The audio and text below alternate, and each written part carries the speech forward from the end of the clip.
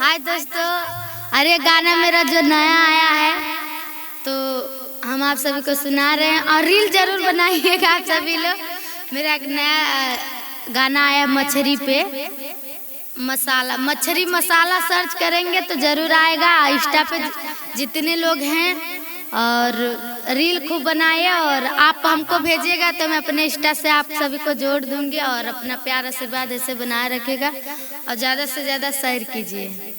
आइए हम आप सभी को सुनाते हैं।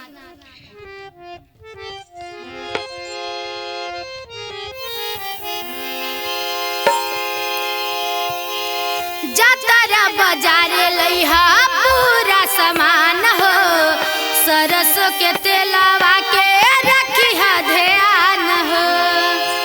जातारा बाजारे लइहा पूरा सामान हो, सरसों के तेलवा के रखिहा ध्यान हो। झूठो के काहे खिसियाला राजा जी, झूठो के काहे खिसियाला राजा जी।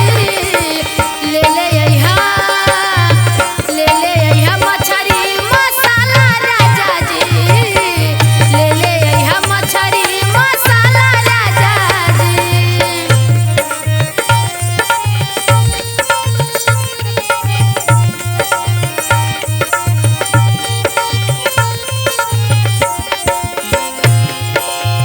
कैसन भतार बड़ा कुछहु न सिखला, बानी बनवले जाके पहिले तू चिखला।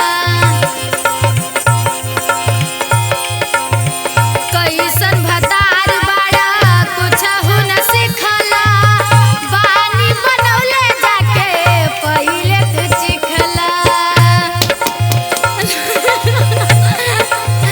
लाके रख देबा छछनला राजा जी, लाके रख देबा छछनला राजा जी।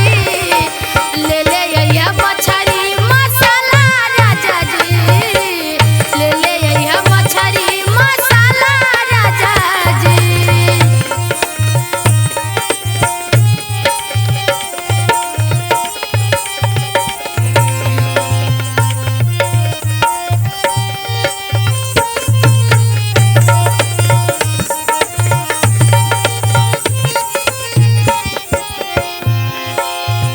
जबले न